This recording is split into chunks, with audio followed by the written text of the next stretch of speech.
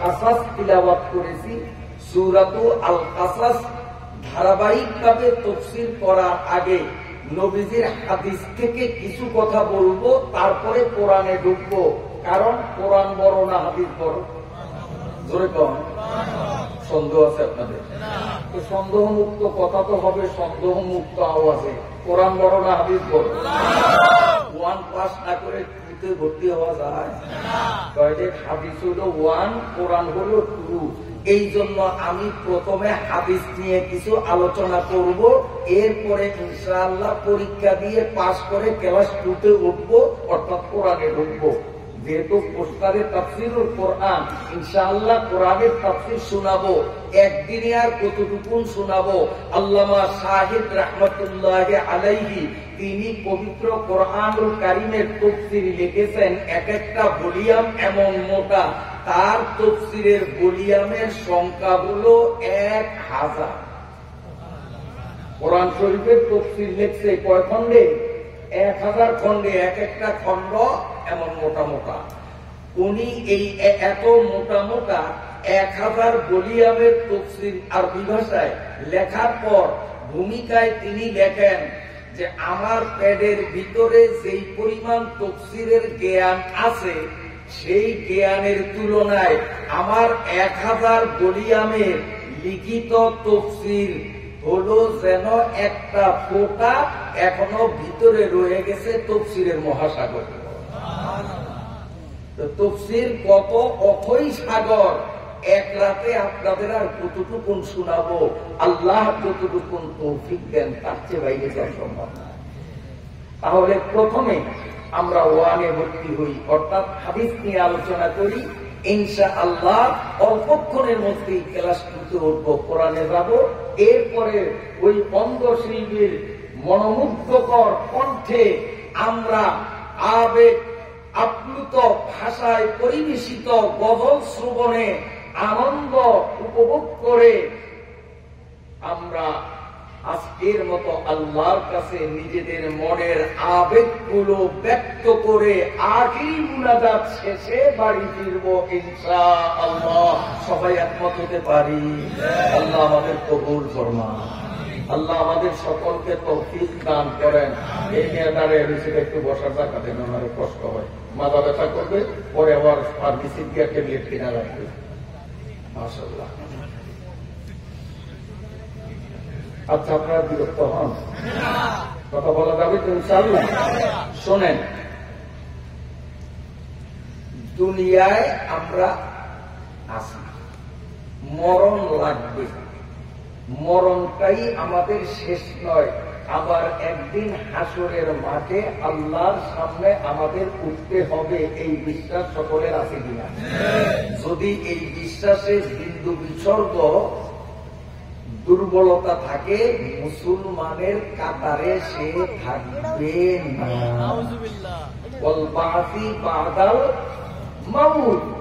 মরার পরে হাসরের মাঠে আল্লাহর আদালতে উঠা লাগবে। এখন আল্লাহর আদালতে হাসরের মাঠে যেদিন আমরা উঠব, কিভাবে উঠব? রাসূলুল্লাহ সাল্লাল্লাহু আলাইহি ওয়াসাল্লাম বলেন, আদম থেকে নিয়ে ইসরাফিলের সিংহায় ফুৎকার দেয়া পর্যন্ত এই টাইমের মধ্যে পৃথিবীতে যতটা মানুষ এসেছে, এই মানুষগুলোর মধ্যে একদল মানুষ হাসরের মাঠে উঠবে। তাদের গলার থেকে নিচের অংশ মানুষ, কিন্তু গলার থেকে মাথার অংশ, চেহারাটা হবে বানর। একদল মানুষ বানরের আকৃতি উঠবে, বানরের আকৃতিতে উঠবে হাসরের ময়দানে। সাহাবায়ে কেরাম জানতে চাইলেন, ইয়া রাসূলুল্লাহ, এরা কারা? কোন মানুষগুলো কোন অপরাধের কারণে হাসরের ময়দানে বানরের আকৃতিতে উঠবে? আল্লাহর নবী জানাইয়া দিলেন, তারা হলো ফাত্তান, অর্থাৎ দুনিয়ায় যারা পান্দ্রামি করে হাসরের মাঠে তারা বান্দর হয়ে উঠবে।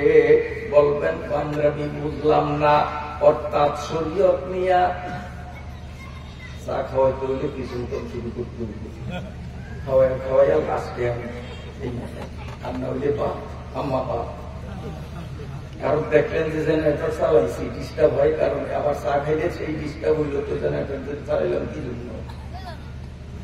এই ফাঁকে প্রতিটি কথা বলতাম, ওনাদের ড্রাইভার সব ওনারা আমার, আমি তো চা করি, চায়ের উপরে 144 দ্বারা একমত আছেন। বাড়ি নেওয়ার মতো কিছু তাত্ত্বিক আলোচনা করব ইনশাআল্লাহ, শিক্ষণীয় আলোচনা। ফাত্তান, ফিতনাবাজ, বাংলামি যারা করে, কেমন একটু উদাহরণ না দিলে হয় না। বর্তমানে আমাদের সমাজে কিছু মানুষ ফতুয়াবাজি করে, ফতুয়া দেয়, মহিলারা সারা শরীর ঢাকিয়া চেহারা খোলা রাখলেও অসুবিধা নাই। কথা বলিনি, আপনারা শোনেন না?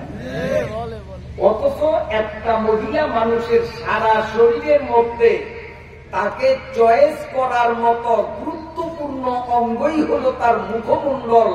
চেহারা দেখেই আমরা সিদ্ধান্ত নেই এই মেয়েটাকে আমার বলার জন্য আনবো কি আনবো না, এরে বিয়ে করবো কি করবো না, মুখ দেখে আমরা সিদ্ধান্ত নেই না। আর এখন একদল ফিতনাবাজরা বলে বোরকা পইরা যদি এইভাবে মুখটাকে মুদি দোকানের ঝাপের মতো বোরকার পাট উল্টাইয়া চেহারা খোলা রাখে, তাতে কোনো পর্দাহানি হবে না, চেহারা পর্দার আওতায় নাই। এগুলো বাংলামি করলো। এই বাংলামি ফতুয়া যারা দেয়, তাই আমাদের ময়দানে এরা বান্দর হয়ে ওঠা লাগবে। আরেক কিসিমের লোক আছে আমাদের সমাজে, দেখবেন এরা বলে ভিতির নামাজ 3 রাকাত লাগবে না, 1 রাকাত পড়লেই চলবে। আপনাদের দেশে মনে হয় এই বাংলামি করণীয় পার্টি নাই, আল্লাহ মুক্ত করুক, আছে হাঁকে হাঁকে 2-4টা।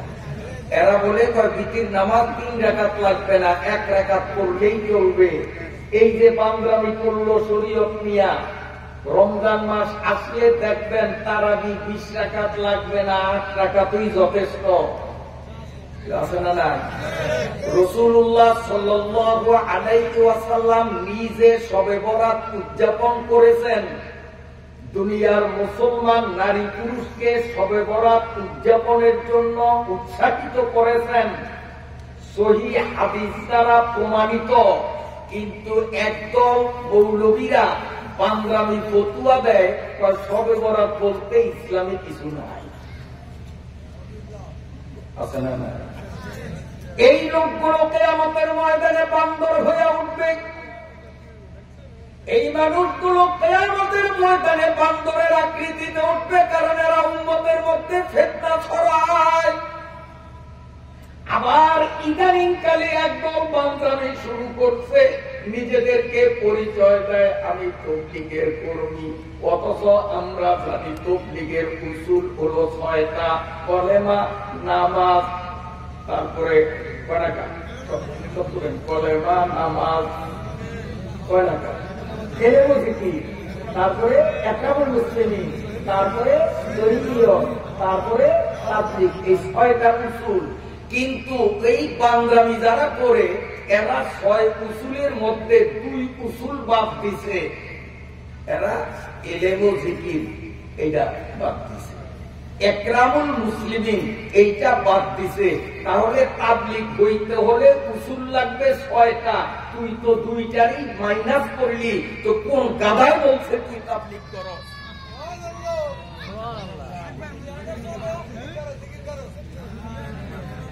লা ইলাহা ইল্লাল্লাহ, লা ইলাহা ইল্লাল্লাহ, লা ইলাহা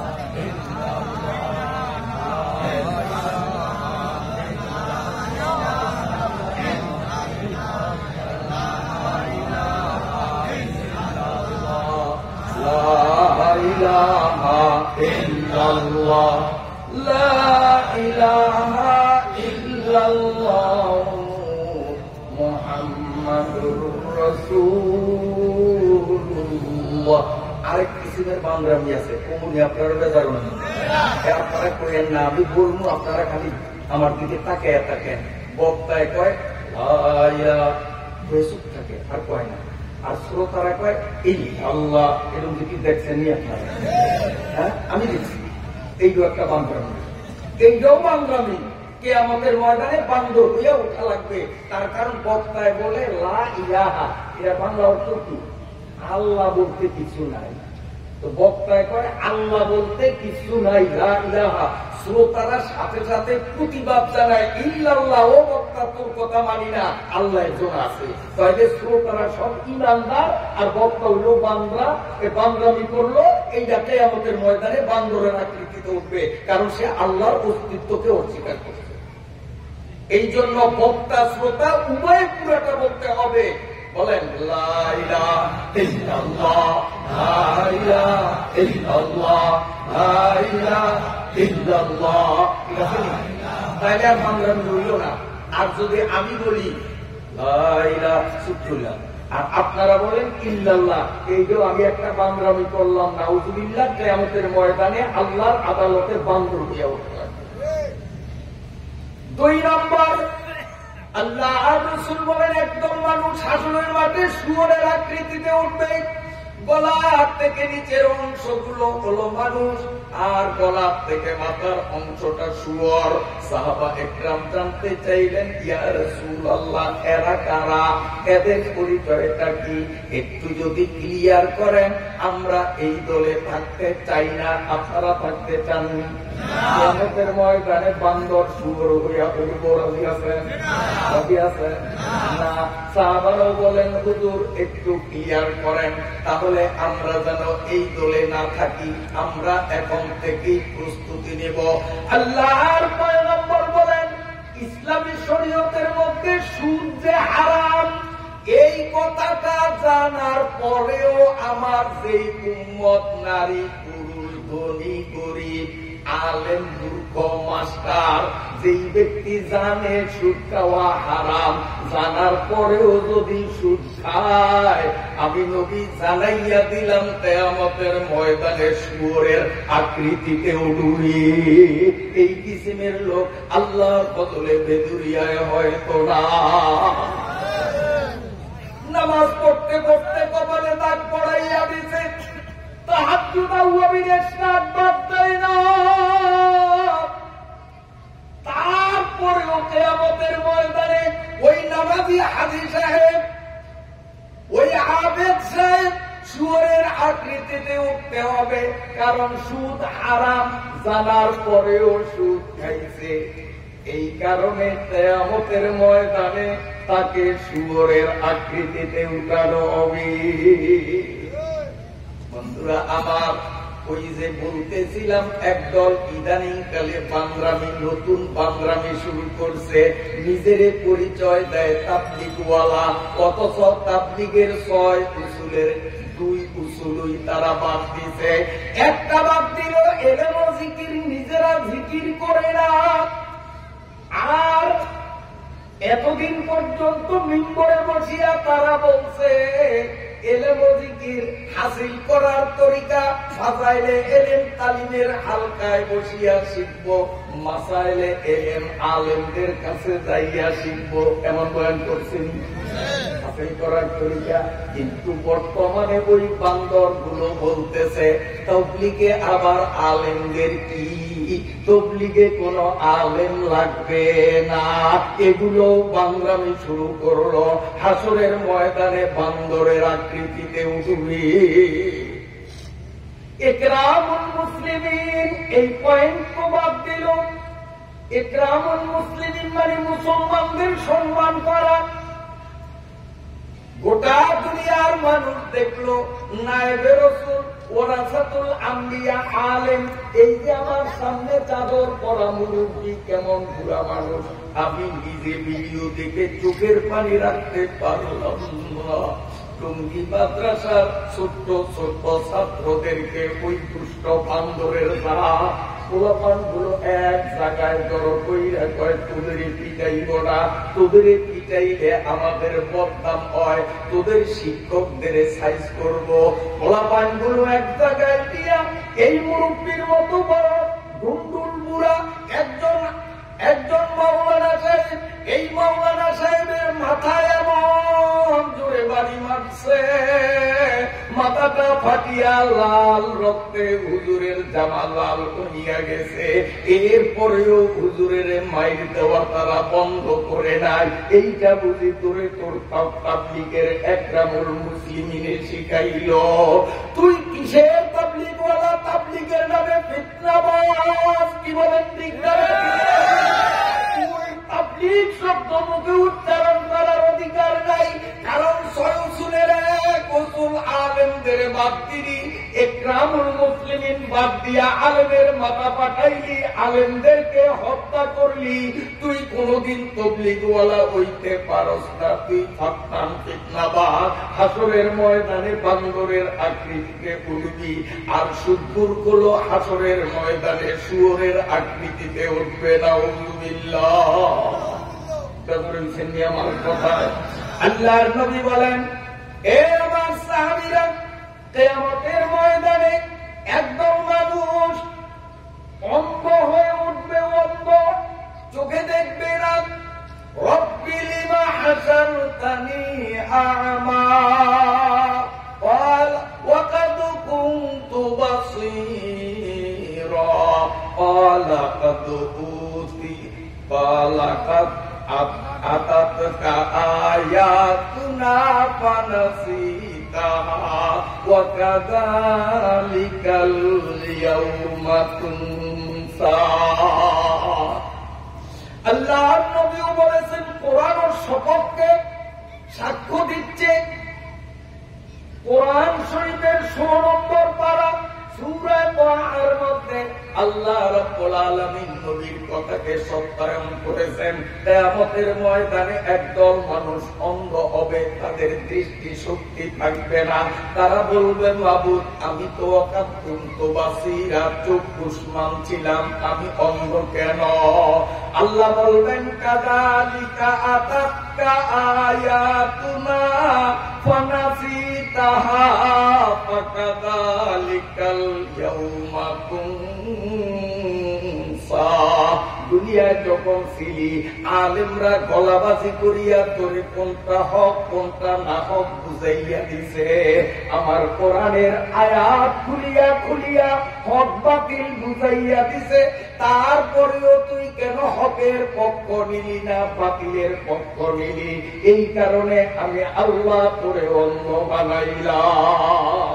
আমাদের সমাজে এমন মাতাব্বর আছে, এই মাতাব্বরে যদি রাত্রি বেলায় টাকার বান্ডিল দেওয়া যায়, সকাল বেলায় অন্যায় ভাবে রায় আমার পক্ষেই দিয়া দেয়।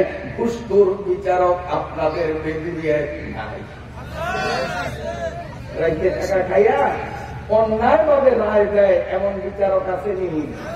আন্দা হয়ে উঠবো, আন্দা হয়ে উঠবো, আন্দা হয়ে উঠবে।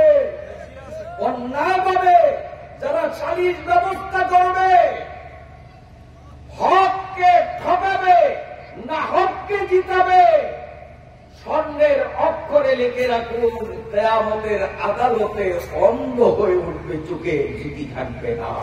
সবাই বলি নাউযুবিল্লাহ। বন্ধুরা আমার, আরেক দল মানুষ, ওটা মেয়েটা, এটা করলে তো আমার গায়ে লাগবে। এতক্ষণ লাগছে আপনাকে গায়ে, এমন করে মাথাও করবো তো করলে কি হয়েছে? করলো তো করতে হইব, কারণ নবীজি কইয়া গেছেন, আমি যদি এটা এড়াইয়া সামনেরটায় যাই, তাহলে নবীজি ভবিষ্যৎবাণী করছেন, মান কাতামা ইলমান আলিমাহু, মান কাতামা ইলমান আলিমাহু উলজিমা ইয়াউমাল কিয়ামাতি বিলিজামিন মিনান নার। আমি বক্তায় আমার গায়ে পড়বে কারণে এটা যদি এড়াইয়া এটাকে বাদ দিয়া সামনের পয়েন্টটা ধরি, তো হাসরের মাঠে জাহান্নামের জ্বলন্ত আগুনের কেজি দিয়া এই নবীগুলি জিব্বাটা কাটিয়া দিবে। কাজে বলা লাগবে কিনা? আমার গায়ে পড়ে বলুক তো, তারপরেও বলতে হবে। আল্লাহ নবী বলেন, ও আমার সাহাবীরা, হাসরের ময়দানে একদল মানুষ উঠবে, যেই মানুষগুলোর দুই চোখ দিয়া রক্ত পড়বে, পুঁজ পড়বে, দুইটা নাকের ছিদ্র দিয়া দুর্গন্ধ পুঁজ পড়বে, রক্ত পড়বে, মুখ থেকেও তার পূজার রক্ত ঝরবে, গোটা হাসরবাসী দুর্গন্ধে অতিষ্ঠ হয়ে যাবে, ঘৃণা ভরে তাদের প্রত্যাখ্যান করবে। সাহাবা ইকরাম জানতে চাইলেন, ইয়া রাসূলুল্লাহ, হাসরের ময়দানে এমন চরম অপমানিত, লজ্জিত যেই মানুষগুলোর চোখ দিয়ে, নাক দিয়ে, মুখ দিয়ে পুজ আর রক্ত ঝরবে, কানের দুইটা ফুটো দিয়েও পুজ আর রক্ত ঝরবে, গোটা হাসরবাসী তাদেরকে ঘৃণা ভরে প্রত্যাখ্যান করবে। নবী গো, এরা কারা? আল্লাহর নবী জানাইয়া দিলেন, এরা হলো আমার উম্মতের ওই আলেম, যেই আলেমের কথা আর কাজে মিল নাই। যেমন আলেম স্টেজে বসিয়া শুধু আপনাদের শোনায়, দুনিয়া ছাড়েন, এত দুনিয়া কিসের, এত জায়গা জমি কিসের, আখেরাত করেন, চোখে পানি ধরাইয়া দেয়। কিন্তু তারপরে ওয়াজ থেকে নামিয়া, স্টেজ থেকে নামিয়া কয়, 1 লক্ষ টাকা আমার সাথে কন্ট্রাক্ট ছিল, 1 টাকা কম দিলেও আমি নেব না। তাহলে পাবলিকের জন্য দুনিয়া লাগে না, আমি বক্তার জন্য দুনিয়া 16 আনাই লাগে। এমন বক্তা মনে হয় বাংলাদেশে না, শুধু আছে না। যদি ওই রকম ব্যবসায়ী একটা আজকে এই চেয়ারে বসতো, আমি নবী করি না বসিয়া, তাহলে এইরকম 50 মাঠেও হয়তো লোক সামাল দেওয়া যেত। ওই রকম ধর্ম ব্যবসায়ী যারা মানুষকে দুনিয়া বিমুখ করার লম্বা বক্তৃতা দেয়, আর ডায়েরি করার আগে বলে অগ্রিম 50,000 দিতে হবে, ওয়াজ শেষে মঞ্চ থেকে নামার সাথে সাথে 1 লক্ষ টাকা দিতে হবে, 1.5 লক্ষ টাকার নিচে প্রোগ্রাম ডায়েরিতে নেওয়া হবে না। এমন কমেডিয়ান বক্তা যারা, এমন ধর্ম ব্যবসায়ী বক্তা এই শেষ জমানার মধ্যে আবির্ভূত হবে। আমার নবী ইন্নী উতিতু ইলমাল আউয়ালিন ওয়াল আখিরিন, 1,500 বছর আগে তিনি জানছেন যে এমন একটা মুহূর্ত আসবে যে কন্ট্যাক্ট করিয়া একদম ধর্ম ব্যবসা শুরু করবে। আল্লাহর নবী 1,500 বছর আগেই জানাইয়া দিলেন, এইরকম ধর্ম নিয়ে যারা পুঁজি করে, ধর্ম নিয়ে যারা মানুষকে একরকম বুঝায়, নিজে উল্টাটা করে, মানুষকে দুনিয়া বিমুখ করে, আর দুনিয়ার টাকা দিয়া নিজের পকেট ভরে, আমি নবী জানাইয়া দিলাম, এই বক্তাগুলো কিয়ামতের ময়দানে উঠবে, তাদের 2 চোখ দিয়া রক্ত পুঁজ ঝরবে, নাকের ফুটা দিয়া রক্ত আর পুঁজ ঝরবে, মুখ দিয়া রক্ত পুঁজ ঝরবে, কান থেকেও রক্ত পুঁজ ঝরবে। বলেন নাউযুবিল্লাহ। বক্তাকে দোষ দিয়া লাভ কি? দোষ আমাকেও আছে, আপনাদেরও আছে। কারণ ওই রকম পেশাদার ব্যবসায়ী ওরা আসলে লাখ লাখ লোক, আর হক্কানি আলেম যারা কন্ট্যাক্ট করে না, কোরআন হাদিসের সহি কথা বলে, তাদের মজমায় 2-4-5,000 মানুষও পাওয়া যায় না। কথা ঠিক না বেশি? ল্যাংরা, আতুর, কানা, 1 চোখ নাই, 1 ঠ্যাং নাই, 1.5 মানুষ, 2 হাত নাই, উরি বাবা, মানুষের বন্যা। ঠিক না বেশি?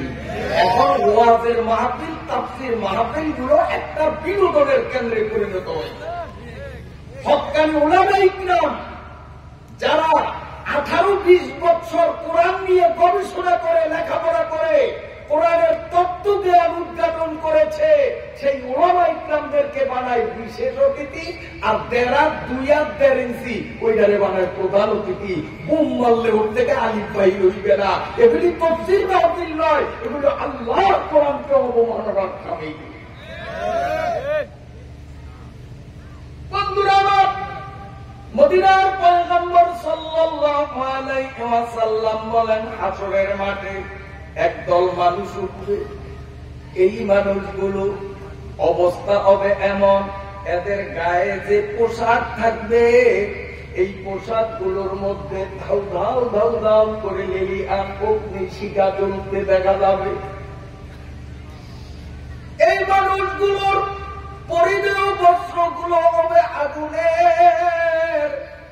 হাসরের ময়দানে আগুনের পোশাক পরিয়া এই মানুষগুলো ছুটাছুটি দৌড়াদৌড়ি করবে, অস্থির হয়ে যাবে, গরম সহ্য করতে পারবে না। কারণ দুনিয়ার আগুনের চেয়ে জাহান্নামের আগুনের পাওয়ার কম না বেশি? কম না বেশি? জাহান্নামের আগুনের তৈরি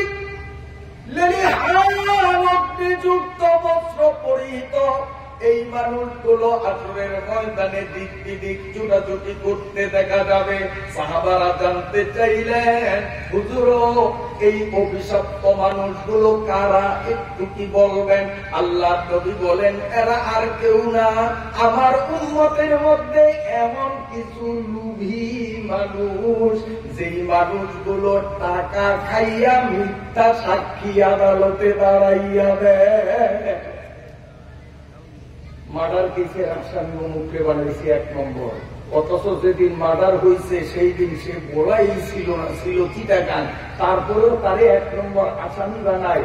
ঘুষ খাইয়া কিছু লোক করে দাঁড়াইয়া সাক্ষী দেয়, স্যার আমার সামনেই কোপ দিছে, আমি দাওটা ধরতে গেছিলাম, ধরিও সারি নাই, একেবারে চাক্ষুষ আমার সামনে কোপ দিছে, টাকা খাইয়া মিথ্যা সাক্ষী দেয়। এমন মানুষ বেদুরিয়া না। এবং বেদুরিয়ার মুসলমানরা সব বাইজিদ বুস্তামি, সব আব্দুল্লাহ ইবনে মুবারক, সব আল্লাহর ওলি, এখানে মিথ্যা সাক্ষী দেওয়ার মতো সেই প্রবণতার লোক না। ভালো করিয়া জানেন, ভালো করিয়া বুঝেন, নবীজি সাল্লাল্লাহু আলাইহি ওয়াসাল্লাম বলেন, যারা ঘুষ খাইয়া মিথ্যা সাক্ষী দিবে এই মানুষগুলো হাসরের ময়দানে এমন অবস্থায় উঠানো হবে, তার পরিধানের কাপড় গুলোতে জাহান্নামের কঠিন আগুন দাউ দাউ করিয়া জ্বলতে থাকবে। নাউযুবিল্লাহ। আমার বাইরে বাবাজিরা, আল্লাহর পয়গম্বর বলেন, হাসরের ময়দানে আরেক দল মানুষ দেখা যাবে, এই মানুষগুলোর মাথার চুলগুলো হবে রশির মতো, কাশির মতো লম্বা, এই চুল দিয়ে তাদের হাত 2টাকে বাঁধা হবে, মাথার চুল দিয়ে তাদের পা 2টাকে বাঁধা হবে, বলের মতো বানাইয়া মাথার চুল দ্বারা হাত এবং পাওকে বাঁধিয়া বলের মতো বানাইয়া ফেরেশতারা তুচ্ছ জ্ঞান করিয়া লাথি মারবে, অপমান করবে। সাহাবা ইকরাম জানতে চাইলেন, ইয়া রাসূলুল্লাহ এরা কারা? আল্লাহর নবী বললেন, এরা হলো লুবি, নিজের বউ ভালো লাগে না, আরেকজনের বউয়ের উপরে কুনজর করে, ফেসবুকে চেটিং করে, আছে না নাই? মোবাইলরা সাইয়ে মোলে কোদা একই, মোবাইলরা সাইয়ে মোলে কোদা একই, তর্কে আলা জিন্দে বায়া তো আয় আমি, মোবাইলরা মারে কাতেল নিশুমার তাতুয়ানি আজ মোবাইল কুনহবার, আরে মারে কাতেল সোয়ে গুরেস্তা মুরাদ, মোবাইলা সোয়ে জাহান নাম্বুরাদ। এই টাচ মোবাইল বিষাক্ত সাপের থেকেও মারাত্মক, কারণ বিষাক্ত সাপ দ্বারা আক্রান্ত হলে এই সাপ তারে কবরে নেয়, আর মোবাইল দ্বারা আক্রান্ত ব্যক্তিরে মোবাইল জাহান্নামে নিক্ষেপ করে। আল্লাহর নবী বলেন, এই মাথার চুল লম্বা কাশির মতো বানাইয়া 2 হাত 2 পাকে গুটাইয়া বলের মতো তাকে পেঁচাইয়া বানানো হবে। এই মানুষগুলো হলো লুবি মানুষ, লুবি মানুষ, নিজের বউ সুন্দরী হওয়া সত্ত্বেও নিজের বউরে আদর করে না, সেদিকে ভালো নজর দেয় না, আরেকজনের বউয়ের কাছে মিস কল মারে, আছে না নাই? আছে না নাই? তারপরে নিজের জায়গা জমিনের অভাব নাই, গরিব মানুষ মাত্র 3 শতাংশ জমি, এইখানে আমার বিশাল জমিন এই পাশে, আমার বিশাল জমিন ওই পাশে, গরিব মানুষের মাত্র 3 শতাংশ জমি, ওই দুনিয়াতে আর কোন জমি তার নাই, কিন্তু তার এই জমিনের উপরে আমার এমন লোভ পড়েছে, চলে বলে কলে কৌশল কৌশলে তারে উৎখাত করিয়া ওই সম্পদ আমি কুক্ষিগত করি, এমন দুষ্ট লোভী মানুষ সমাজে আসেনি। পয়গম্বরের কথা সাল্লাল্লাহু আলাইহি ওয়াসাল্লাম বলেন, এই মানুষগুলোর মাথার চুল তাদেরকে আটকানো হবে না। নাউযুবিল্লাহ। আল্লাহর পয়গম্বর রাসূল খুদা সাল্লাল্লাহু আলাইহি ওয়াসাল্লাম বলেন, হাসরের মাঠে আরেক দল মানুষ দেখা যাবে। আপনারা বিরক্ত হন না, আমি কিন্তু একটা হাদিস বলতেছি, এখনো ওয়ান পাস করতে পারি নাই, তবে পরীক্ষা দেব, ফাইনাল পরীক্ষা কাছাকাছি, বছর শেষ, এরপরই তুতে উঠবো ইনশাআল্লাহ। তুতে উঠতে বেশি দেরি নাই, হাদিসের প্রায় মাথায় এসে গেছি। আল্লাহ পাকের নবী পয়গম্বরের কথা সাল্লাল্লাহু আলাইহি ওয়াসাল্লাম বলেন, এ আমার উম্মতেরা সাবধান সাবধান, হাসরের ময়দানে একদল মানুষ দেখা যাবে, এদের গায়ে জাহান্নাম থেকে এমন বিশেষ ধরনের পোশাক পরানো হবে, যেই পোশাক থেকে দুর্বিষহ দুর্গন্ধ ছড়াবে। এই পোশাকের দুর্গন্ধে গোটা হাসরবাসী অতিষ্ঠ হয়ে যাবে, সীমাহীন দুর্গন্ধ নিজেও সহ্য করতে পারবে না। সাহাবীরা জানতে চাইলেন, নবী গো, এই দুর্গন্ধ পোশাক দিয়ে তাকে অপমানিত করা হবে, তার অপরাধটা কি? আল্লাহর নবী বলেন, যেই মানুষগুলো খালি খালি চায়ের দোকানে বসিয়াই গীবত শুরু করে, গীবত তো এখন গীবাত, আমাদের সমাজে গীবত হয়ে গেছে কি ঘি আর ভাত খাইতে যেই মজা, গীবত করতে তার চেয়েও মজা।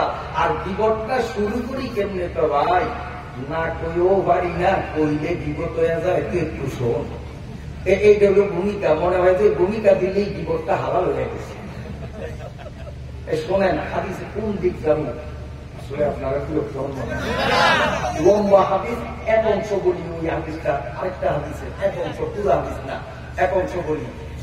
হযরত আবু বকর আর ওমর দুইজনে শেয়ারে একটা গোলাম কিনছে। শেয়ারে কেনার পরে এখন আবু বকর গোলামের কয়, আমার বাড়ি খালি খাবি, ওমরের কাম করবি। ওমর কয় খালি কাজ করো। ওমর কয়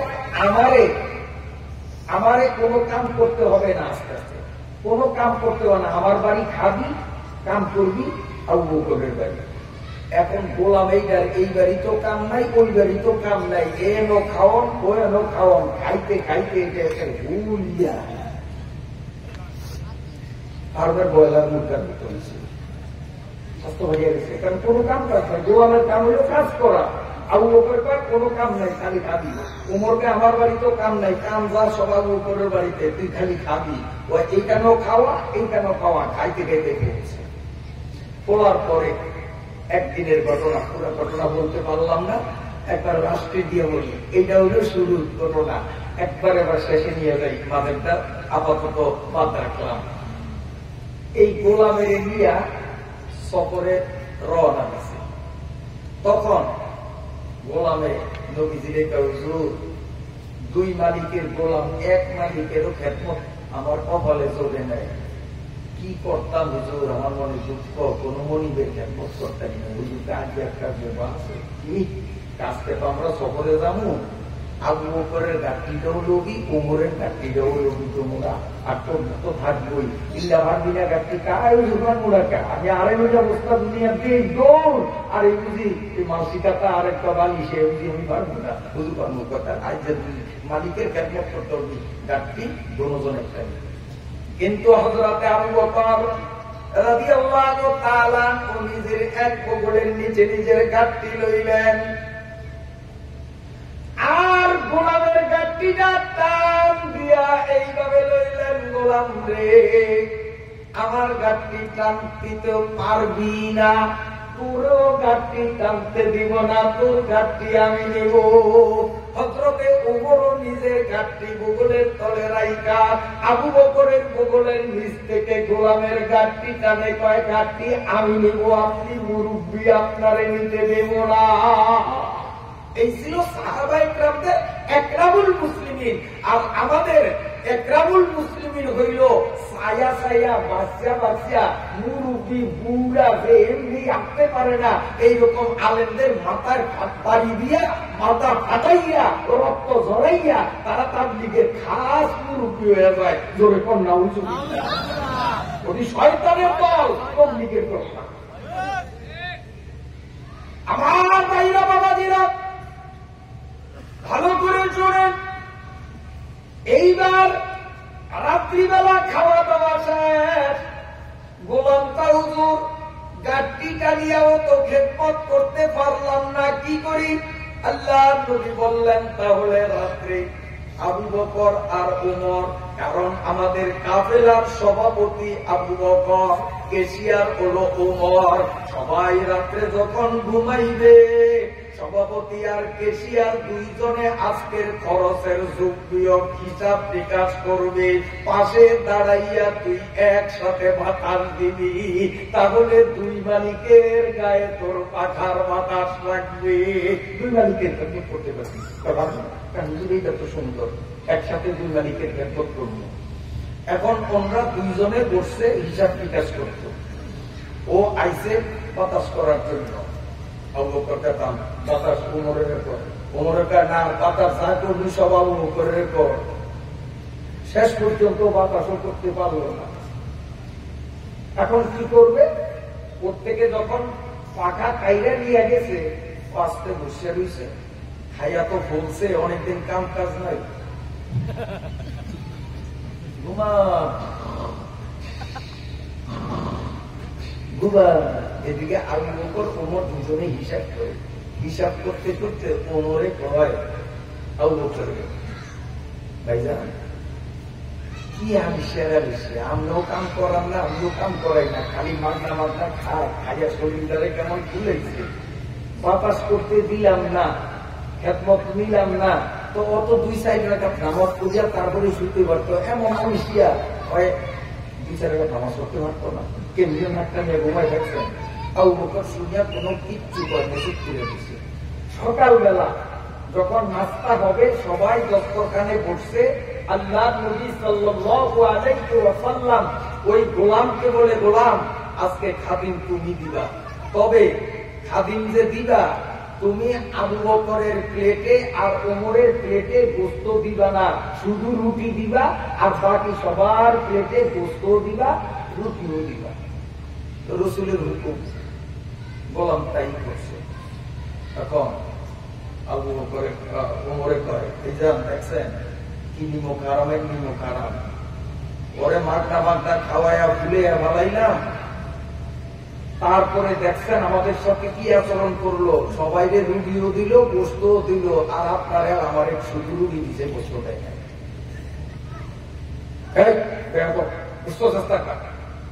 আমার হাতে কোনো ক্ষমতা নাই, পারলে নবীজির কাছে যান, নবী আমাকে বলছে যা, আমি করছি। আমার গোস্ত দেয় না, টাকা কি কম দিছি? সবাই দিন হারে টাকা দিছে, আমরাও তো টাকা দিছি, গোস্ত কেন দিল না? নবী আলাইহিস সালাম বলেন, রাত্রে তোমরা গোস্ত খাইছো, অতএব আজকে এখন গোস্ত দেওয়া হবে না। ওমর কয়, না হুজুর, রাত্রে তো সবাই শুকনা রুটি চাবাইলাম, গোস্ত কই? রাত্রে তো গোস্ত পাকই হয় নয়। নবীজি বলেন, জিবরাইল আইসা আমারে বলিয়া গেছে রাত্রে তোমরা দুইজনে গোস্ত খাইছো, অতএব তোমাদের গোস্ত দেওয়া যাবে না। আবু বকর কয়, না হুজুর, গোস্ত খাই নাই, জিবরাইল মনে হয় ভুল তথ্য দিছেনি, আবার জিবরাইলে ডাকেন। এদিকে জিবরাইলও আসছে। আল্লাহর নবী কয়, কিরে জিবরাইল, ওরা বলে গোস্ত খায় নাই, আর তুমি তো গোস্ত খাইছে। তখন জিবরাইল কয়, ইয়া রাসূলুল্লাহ, গোলামরা যখন ঘুমাইছে তখন আবু বকর বলছে আর ওমর বলছে, কি আলিশিয়া আলিশিয়া, 2-4 রাকাত নামাজ পড়লে পড়তে পারতো না, কেমনি ঘুম যায়। আর আবু বকরে চুপ করিয়া রয়েছে, গোলামে তো অচেতন ঘুমে, এটা গোলামের অবসরে গোলামের বদনাম করছে, এটা তো বিপদ হইছে। আর কোন মুসলমানের বিপদ করা মানে তার গোস্ত খাওয়া, কাজে এরা যখন বিপদ করছে, এরা গোস্ত খাইছে, এই জন্য এদেরকে এখন গোস্ত দেওয়া হবে না, এটা আল্লাহ পাকের ফয়সালা। বিপদ কত মারাত্মক জিনিস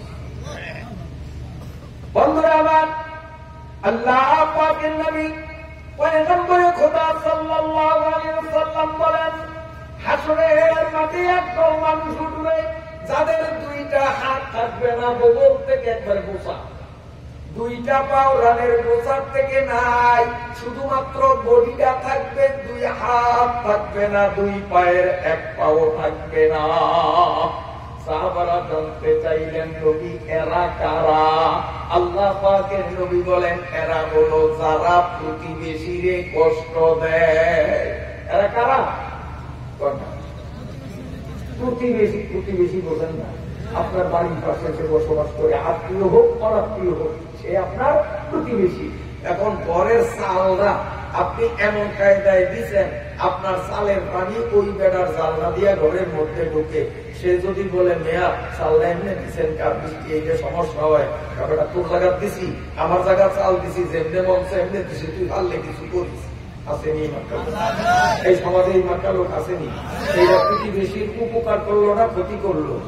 আসেন, যারা মোটর সাইকেল চালান যুবকরা, আপনারা শোনেন, ওই দিক থেকে একটা মোটর সাইকেল আসতেছে, আপনার মোটর সাইকেল এই দিক থেকে যাইতেছে, এখন এই রাস্তায় আপনিও মোটর সাইকেল চালান, ওই যুবকেও চালায়, কাজের রাস্তায় যখন দুইজন দুই দিক থেকে আসেন, আপনারও ক্ষণিকের জন্য রাস্তায় একজন আরেকজনের প্রতিবেশী। কিন্তু যেই বেটায় মোটর সাইকেল বানাইছে, উনি আপনার ডান হাতের এখানে একটা সুইচ এমন লাগাইছে যে সুইচটারে এই পাশে চাপ দিলে আপনার হেডলাইটের আলোটা আপনার চাক্কার সামনে পড়বে, ওই বেটার চৌকে পড়বে না। আর যদি আপনি এই পাশে চাপ দেন, তাহলে এই আলোটা ওই বেটার চৌকে পড়বে, সে রাস্তার মোড় ঘোর কিচ্ছু দেখবে না, রাস্তায় কিছু আছে না নাই কিচ্ছু দেখবে না, তার চোখ অন্ধকার হবে। কথা বুঝতে পারি।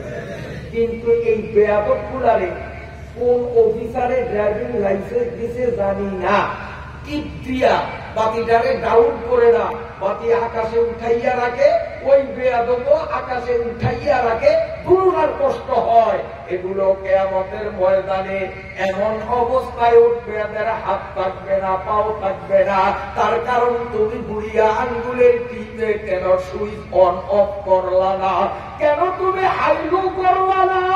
কোম্পানি তো তোমাকে হাইলু করার জন্য সিস্টেম করিয়া দিল, তুমি প্রতিবেশীরে কষ্ট দিলা। কিয়ামতের ময়দানে তুমি আল্লাহর সামনে হাজির হইবা, তোমার দুইটা হাতের একটাও থাকবে না, দুইটা পায়ের একটা পাও থাকবে না। আল্লাহ আমাদের হেফাজত করেন। এই জন্য সামনের থেকে গাড়ি দেখলে বাতি ডাউন করা লাগবে, উভয় পক্ষে ডাউন করতে হবে। ক্রসিং যখন হয়ে যাবে তারপরে বাতি হাই করবো, ঠিক আছে কিনা? আল্লাহ নবী বলেন, আল মুসলিমু মান সালিমাল মুসলিমুনা বিল লিসানিহি ওয়া ইয়াদিহি। এই হাদিসে প্রমাণ করে যারা গাড়ির ইঞ্জিন চালিত গাড়ির বাতি জাগা মতো তারা লো আর হাই করবে না, একভাবেই বাতি রাখবে। এই হাদিস দ্বারাও প্রমাণ কিয়ামতের ময়দানে অমুসলিমদের কাতারে উঠবে, এমন ভাবে উঠবে হাত পা শরীরে থাকবে না। সবাই বলি নাউযুবিল্লাহ। আল্লাহর পয়গম্বর বলেন, কিয়ামতের ময়দানে আরেক দল মানুষ দেখা যাবে মাতাল, বেহুশ, পাগলের মতো নাচানাচি করবে, ভুল জ্ঞান বলতে তাদের থাকবে না। নবী বলেন, এই মানুষগুলো ওই মানুষ যারা মসজিদে গিয়া দেখে জামাতের এখনো 10 মিনিট বাকি, এই 10 মিনিট সময় দুনিয়ার আকথা কুকথা গল্প গুজবে সময়টা কাটায়, মসজিদ করে দুনিয়াবি কথা বলে। এই মানুষগুলো হাসরের ময়দানে বেহুশ বেদিশা হইয়া উঠা লাগবে। সবাই বলি নাউযুবিল্লাহ। আল্লাহর নবী বলেন, আমার সাহাবীরা, এবার 12 নম্বর 11 নম্বরের মানুষের অবস্থা বললাম, সর্বশেষ 12 নম্বরে একদল মানুষ হাসরের মাঠে উঠবে, তাদের চেহারা থাকবে পূর্ণিমার চন্দ্রের মতো উজ্জ্বল ফকফকে। বলেন সুবহানাল্লাহ। আপনারা 11 দলে যাবেন না 12 দলে যাবেন? কোন নম্বরে? 12 নম্বরে। সাহাবারা হাস্যোজ্জ্বল মুখে চেহারা উত্তোলন করে বললেন, ইয়া রাসূলুল্লাহ, হাসরের ময়দানে যাদের চেহারা পূর্ণিমার চন্দ্রের ন্যায় উজ্জ্বল হবে এরা কারা? আল্লাহর পয়গম্বর জানিয়ে দিলেন, আমার সাহাবীরা রে,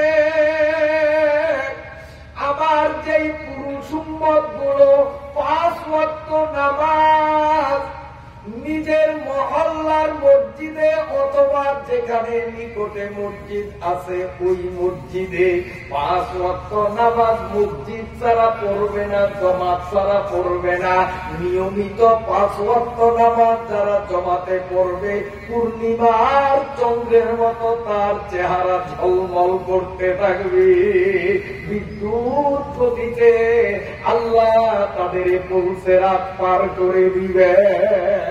কয় নম্বরে যাবো আমরা? ধরে কোন যুবকরা কয় নম্বরে বাবা? এই কয় নম্বরে বাবা? বল কয় নম্বরে? যদি কপাল খুলতে চাও 12 নম্বর ছাড়া উপায় নাই। আজ থেকে ফাইনাল সিদ্ধান্ত নিতে হবে, নামাজ তো পড়বো যখন মসজিদ ছাড়া পড়বো না, ঠিক আছে নি? আল্লাহ তাআলা আমাদের কবুল করেন, বলেন আমিন। আমার সাথে পড়েন, আউযু বিল্লাহি মিনাশ শাইতানির রাজীম, বিসমিল্লাহির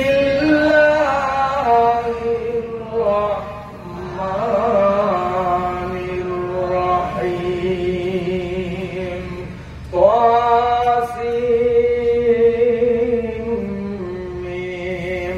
আল্লাহু আ'লামু বিমুরাদিহি বিযালিক, তিলকা আয়াতুল কিতাবিল মুবিন। আল্লাহ বলেন, ও নবী, এই যে আপনার সামনে আমি কিছু বক্তব্য দিব, এই বক্তব্যগুলো হলো জড়তা মুক্ত, সন্দেহ মুক্ত, বিজ্ঞানসম্মত, বাস্তবধর্মী কোরআনের কতগুলো আয়াতের মাধ্যমে আমি আল্লাহ আপনাকে এখন সান্ত্বনা বাণী দেব। আল্লাহর কোরআন কেমন? আল্লাহ বলেন কিতাবুন মুবিন। মুবিন মানে যার মধ্যে কোনো সন্দেহ নাই, যার মধ্যে কোনো ভুলভ্রান্তি নাই। আসেনি কোরআনে ভুল? আজ পর্যন্ত কেউ বাহির করতে পারছে? চেষ্টা করছেনি? আরে বহু করছে। চেষ্টা কইরা কম চেষ্টা করে নাই। কোরআনে ভুল বাহির করার জন্য সাধ্য পরিমাণ চেষ্টা করিয়া শেষ পর্যন্ত কোরআনের সামনে মাথা নত করিয়া তারা বলে, we can never say that any theory is final, but the holy Quran for Muslim is a book no doubt it. শুধু এই পর্যন্তই থামে নয়, আবার কোন কোন সূরা কোরআনের মধ্যে ভুল বাহির করার জন্য একবারে বিসমিল্লাহ থেকে মিনাল জিন্নাতি ওয়ান নাস পর্যন্ত গবেষণা করিয়া কোথায়ও যখন কোরআনের একটা আয়াত অবৈজ্ঞানিক, অবাস্তব, অলিক, অযথা পায় নাই, তখন কোরআনের সামনে মাথা নত করে দিয়ে সে বলতেছে, there is probably in the world no other book which has remained with so pure a text. শুধু তাই নয়, মিস্টার আর্থার যে আরবেরির মতো কোরআন বিদ্বেষী ব্যক্তি কোরআনের ভুল খোঁজার জন্য দীর্ঘদিন পর্যন্ত তার চেষ্টা প্রচেষ্টা অব্যাহত রাখছে, চেষ্টার পরে কোরআনের সামনে এতটাই যুগের মতো বসে গেছে, মিস্টার আর্থার যে আরবেরির মতো খ্রিস্টানের বাচ্চা আমাদের মুসলমানদের কোরআনের তফসির ইংরেজি ভাষায় লিখছে, তফসির পর্যন্ত লিখছে। সে সেই তার অনুদিত কবির ভূমিকায় আমাদের কোরআনের প্রশংসায় অনেক লম্বা চূড়া প্রবন্ধ লিখেছেন। আমি একটা অনুচ্ছেদ আপনাদের শোনাই। সেই বেঈমানের বাচ্চা আমাদের কোরআনের প্রশংসায় কি চমৎকার ভাষায় তার কলমে তিনি লেখেন, there is probably the rhetoric and the rhythm of the Arabic of the Quran are so character is so powerful, so highly that anyone from or surah is bound and the nature of things to be but a poor copy of the glittering splendor of the original. চিল্লিয়ে বলুন আলহামদুলিল্লাহ। বেঈমানের বাচ্চারা আমাদের কোরআনে ভুল খুঁজতে গিয়ে কোনো ভুল তো পাই নাই, বরং কোরআনের সামনে মাথা নত করে এইটার সাথে চ্যালেঞ্জ করার মতো মানুষ দুনিয়ায় নাই। কারণ এই কোরআনে কোনো ভুল নাই, কারণ কোরআন মুহাম্মদের বানানো না, কোরআন কার? এরকম কার? ওমান আবদাকু মিনাল্লাহি কিলা। আসলে আপনাদের প্রশ্ন হয় কোরআনে ভুল বাহির করছে, কিন্তু করিয়া টিকে নেই, শেষ পর্যন্ত নিজেই ভুল প্রমাণিত হয়েছে। একটা উদাহরণ দেবো, একটা উদাহরণ দেবো, তাহলে সহজে বুঝবেন। একটা উদাহরণ দেব। আগেকার এক সময় বিজ্ঞানীরা আল্লাহর অস্তিত্বকে অস্বীকার করত, আল্লাহ বলতে কিচ্ছু নাই। আসলে আল্লাহ আছে না নাই? বন্ধ রাখো, আল্লাহ আছে না নাই? কিন্তু এক সময় নাস্তিক মার্কা বিজ্ঞানীরা বলতো দুনিয়াতে যা কিছু ঘটছে এগুলো সব ন্যাচারাল পদ্ধতিতে, এগুলো সব প্রাকৃতিক নিয়মে। কিন্তু আমেরিকার আগুন, আমেরিকার বর্তমানের বরফ, আপনারা সচেতন জনতা জানেন, এর দেইকা এখন তারা কয় না রে যা বুঝছি তা না, আগে বলছিলাম প্রিন্সিপাল অফ ডিটারমিনেসির মতবাদই সঠিক, আল্লাহ বলতে কিচ্ছু নাই, সব প্রাকৃতিক নিয়মে ঘটে। কিন্তু এখন দেখি যদি প্রাকৃতিক নিয়মেই ঘটত, দমকল বাহিনীর পানির ফোর্সের সামনে আগুন টিকতে পারত না। আকাশ থেকে যে অত্যাধুনিক বৈজ্ঞানিক প্রযুক্তিতে আবিষ্কারকৃত পাউডার ছিটানো হয়, এই পাউডারের সামনে আগুন থাকতে পারত না, কারণ প্রকৃতির ধর্ম হলো এই পাউডারে আগুন নিবানো, পানিয়ে আগুন নিবানো, এটা হলো প্রকৃতির ধর্ম। কিন্তু প্রকৃতি এখানে যখন অচল, কাজী আমাদের আগের থিওরি প্রিন্সিপাল অফ ডিটারমিনেসির মতবাদটারে বাদ দিয়া এইবার আমাদের স্বীকার না করিয়া উপায় নাই প্রিন্সিপাল অফ ইনডিটারমিনেসির মতবাদ, অর্থাৎ এই পৃথিবীর অলক্ষ্যে আমাদের দৃষ্টির সীমার বাইরে এক মহাশক্তি আছে। কিন্তু এখন আল্লাহ আছে স্বীকার হয় না, না হইলে তো একটা ভাগাইছে। আল্লাহ আছে কয় না, এক মহাশক্তি আছে। সেই মহাশক্তির নাম কি চিল্লা বলেন?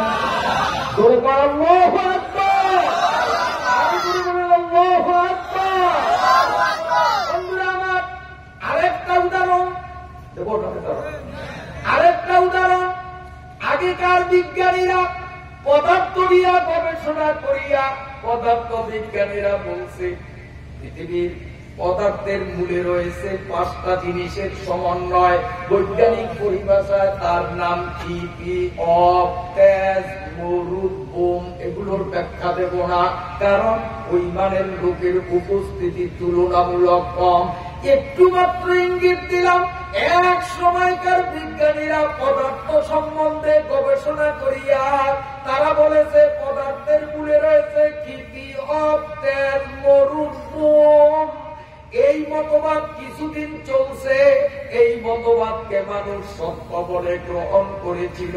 কিন্তু যখন বিজ্ঞানের আরেকটু উন্নতি প্রসার লাভ করলো, এবারকার বিজ্ঞান এই থিওরিকে ভুল প্রমাণ করিয়া এখনকার বিজ্ঞান ঘোষণা দিল যে না না না, পদার্থের মূলে রয়েছে অণু। অণু হলো পদার্থের চূড়ান্ত পর্যায়।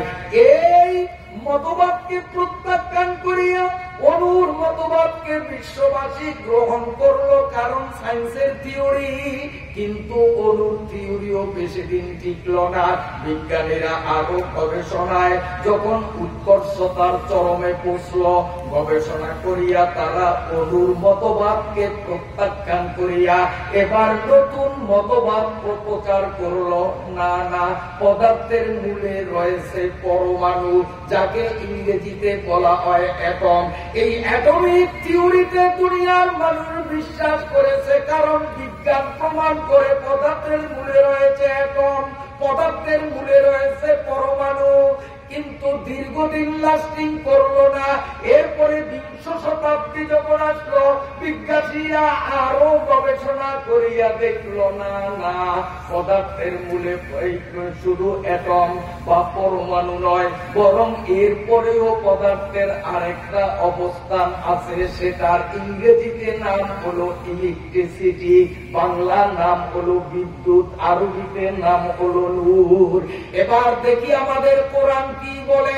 আমরা কোরআন নিয়ে গবেষণা করে দেখেছি, আজ থেকে ১,৫০০ বছর আগে যখন বিজ্ঞানের চর্চা ছিল না, অবৈজ্ঞানিক যুগে আল্লাহর কোরআন পদার্থ সম্পর্কে স্পষ্ট থিওরি দিয়েছেন। আল্লাহু নূরুস সামাওয়াতি ওয়াল আরদ, আল্লাহ পাক থিওরি দিয়েছেন পদার্থের মূলে রয়েছে নূর।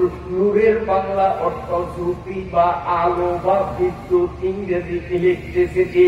বিজ্ঞানীরা প্রমাণ করেছে প্রতিটা পদার্থের মূলে যে ইলেকট্রিসিটি রয়েছে, এই ইলেকট্রিসিটিটা, এই বিদ্যুৎটা বা ঋণাত্মক ধনাত্মক, নেগেটিভ পজিটিভ, বিপরীতমুখী দুই ধরনের। আমার আল্লাহ ১,৫০০ বছর আগে শিখাইয়া দিলেন। ওয়াখালাকুনাকুম আসওয়াজা, আল্লাহ বলেন তুমি আইনস্টাইনের বিজ্ঞান পড়িয়া বিজ্ঞান শিখা লাগবে না, তুমি এইভাবে ডেন্টালের বিজ্ঞান পড়িয়া বিজ্ঞান শিখা লাগবে না। ইয়াসিন ওয়াল কুরআনিল হাকীম, আল্লাহ বলেন আমার কোরআন হল মহাসত্য বিজ্ঞানময় গ্রন্থ। আমি ১,৫০০ বছর আগে বিজ্ঞানের সব থিওরি এতে সন্নিবেশিত করেছি। আমার আল্লাহ বলেন ওয়াখালাকনাকুম আজওয়াজা, পদার্থের মূলে যে ইলেকট্রিসিটি, এই ইলেকট্রিসিটিকে ঋণাত্মক ধনাত্মক নেগেটিভ পজিটিভ দুই বিপরীতমুখী করিয়া আমি আল্লাহ রাব্বুল আলামিন সৃষ্টি করেছি। এখন বিজ্ঞান আসিয়া কোরআনের সাথে মিল হইছে। এর আগে মোল্লাদেরকে আঙ্গুল দেখাইতে, মোল্লারা কি জানে, মোল্লারা কি জানে? আমরা বিজ্ঞান করিয়া কত কিছু জানছি, ওরে তোর বিজ্ঞান করিয়া মোল্লাদেরকে আঙ্গুল দেখা, তোর সেই বিজ্ঞানের বই যারা লেখছে তারাই বলে we can never say that any theory, we can never say that any theory is final, but the holy Quran for Muslim is a book no doubt it in. তারা বলে মুসলমানের বাচ্চারা, আমাদের বিজ্ঞানের বই পড়িয়া তোমাদের কোরআনের বিজ্ঞ আলেমদেরকে বৃত্তাঙ্গুল দেখাইও না, তার কারণ আমাদের বিজ্ঞানে গন্ডায় গন্ডায় ভুল পরিলক্ষিত হয়, কিন্তু মুসলমানদের কোরআন এমন বিজ্ঞানময় গ্রন্থ, মুসলমানদের কোরআনে কোথাও ভুল হয়নি, হবেও না, সম্ভাবনাও নাই। জোরে বলেন সুবহানাল্লাহ। আল্লাহ বলেন তিলকা আয়াতুল কিতাবিল মুবিন, ও নবী আপনারে সান্ত্বনা দিব সেই বিজ্ঞানময় জড়তামুক্ত সন্দেহমুক্ত কোরআনের আয়াত দ্বারা। আমার আল্লাহ বলেন নবী গো, আমি আপনাকে সান্ত্বনা একটু পরে দেব। সান্ত্বনা কেন? নবী তার মাতৃভূমি ছাড়িয়া আবু বকরকে নিয়া রাতের আধারে মক্কা ছেড়ে মদিনা অভিমুখে যাত্রা করলেন। মাতৃভূমির টানে আল্লাহর নবীর বুক দরপর করতেছিল, দুই চোখ থেকে পানি টপ টপ করে পড়তেছিল। আবু বকর বলেন নবী গো, এইভাবে দাঁড়াইয়া কাঁদতে থাকলে কাফিররা আমাদের গ্রেফতার করে ফেলবে, নবী সামনে চলেন। আল্লাহর নবী বলেন আবু বকর তুমি আমার সামনে চলতে বলো, কিন্তু আমার স্বদেশ প্রীতি আল্লাহর ঘরের মহব্বত আমার পাও অচল বানাইয়া দিছে। আল্লাহর নবী মনের দুঃখে দাঁড়াইয়া দাঁড়াইয়া কান্দেন। আল্লাহ রাব্বুল আলামিন নবীর মনের সৃষ্ট দুঃখ লাঘব করে নবীর মনে প্রশান্তির সঞ্চার ঘটানোর জন্য আল্লাহ সান্ত্বনা বাণী এই সূরার মধ্যে দেবেন।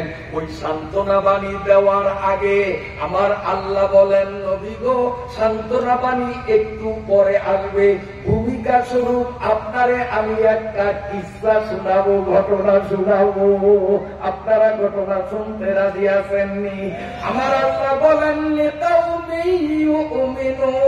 ও নবী, আজকে এই ঘটনা শ্রবণে আপনি নবী মুহাম্মদ আর আবু বকর দুজন যেভাবে উপকৃত হবেন, কিয়ামত পর্যন্ত দুনিয়ার মানুষ এই সূরা আল কাসাসের ভূমিকায় যেই ঘটনা আমি আল্লাহ দিলাম, এই ঘটনা কিয়ামত পর্যন্ত যেই ঈমানদার শুনবে তারই উপকার হবে।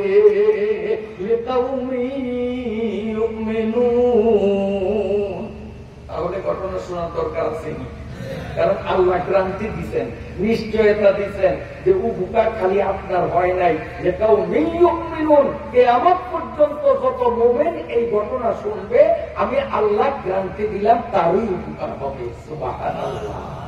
এখন ঘটনাটা কি?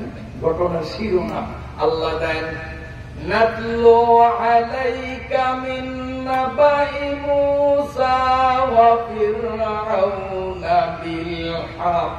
তার ঘটনা করব, খেয়াল করেন না, আমি আবার করি একটা। নাতলু আলাইকা মিন নাবাই মূসা ওয়া ফিরআউনা বিল হক। তার কিসসা শোনাবে। কমিটি খালি খালি আমার দাওয়াত দিচ্ছেন, ওনারা তো আমার তো ভালো ভালো পাচ্ছি, কারণ আমি আয়াত করছি এখনো অর্থও বলি নাই, তারপরেও সবাই দিমাগটা ঠিক পাইছে। কার ঘটনা বলেন তো? আল্লাহ পাকের ঐতিহ্যবাহী সম্মানিত পয়গম্বর মূসা আলাইহিস সালাম মানব জাতির কলঙ্ক চির অভিশপ্ত পাপিষ্ঠ ফিরআউনকে কেন্দ্রীভূত করে এক মহা সত্য ঘটনা সংঘটিত হয়েছিল। আল্লাহ রাব্বুল আলামিন সেই ঘটনার দিকে ইঙ্গিত করেছেন, নাতলু আলাইকা মিন নাবাই মূসা ওয়া ফিরআউন। ও নবী, মূসা আর ফিরআউনের ঘটনাটা আগে শোনেন, তারপরে আপনাকে সান্ত্বনা বাণী দিব। আমি তো ওই সান্ত্বনা বাণী পর্যন্ত আজকে যাইতে পারবো না, তাই অগ্রিম সান্ত্বনা বাণীটা শুনাইয়া দেই। আমার আল্লাহ নবীজিকে বলেছে, ও নবী, আজকে আপনি মাতৃভূমি থেকে বিতাড়িত হয়ে রাতের আধারে সুদূর মদিনায় গমন করতেছেন, নিজের জায়গায় ঠাঁই হলো না। নবী গো, অপেক্ষায় থাকেন, বীর দর্পে বিজয়ের পতাকা উত্তোলন করে অল্প দিনের মধ্যে আমি আপনারে মক্কায় ফিরিয়ে আনবো। এই ভবিষ্যৎবাণী আল্লাহ নবীকে দিলেন, যাতে নবীর মনে সান্ত্বনা হয় যে আজকে পলাইলে কি হবে, আমি বিজয় পেশে আবার আসবো। আসছেনি? নবী বিজয় হয়ে আসছে কিনা, মক্কা বিজয় করছে কিনা? তো আল্লাহর কোরআন সত্য না মিথ্যা? আল্লাহর কোরআন যখন সত্য হলো, কবর, মিজান, পুলসিরাত, হাসর সম্বন্ধে কোরআনে যা বলছে সেগুলি দুই সাইডটা মিথ্যা হইতে পারে না। দুই সাইডটা মিথ্যা হইতে পারে না? না না, সব সত্য, সব সত্য। কষ্ট হয়নি আপনাদের? বলবো। এবার আল্লাহ ঘটনা শুরু করলেন। ঘটনার এবার প্রারম্ভিক অবস্থা। আমার আল্লাহ বলেন, ইন্না ফিরআউনা আলা ফিল আরদি ওয়া জাআলা আহলাহা শিয়া ইয়াস্তাদঈফু তাইফাতাম মিনহুম ইউযাব্বিহু আবনাআহুম ওয়া ইয়াস্তাহয়ী নিসাআহুম ইন্নাহু কানা মিনাল মুফসিদিন। আল্লাহ বলেন, ও নবী, ফিরআউন এর আসল নাম ফিরআউন কোন নাম না। ফিরআউন শব্দের অর্থ হল প্রধানমন্ত্রী। মিশরীয় ভাষায় ফিরআউন প্রধানমন্ত্রীর অর্থে ব্যবহৃত হয়। ওর মূল নাম ছিল ওলীদ, বাপের নাম ছিল মুসরিফ। কুখ্যাত মুসরিফের পোলা অসভ্য ওলীদ বয়সে বড়। ওর বাল্য বন্ধু ছিল পাপিষ্ঠ নরাধম বিশ্ব কুখ্যাত জালিম হামান নাম শোনেন না? হামান ছিল ফেরাউনের বাল্য বন্ধু।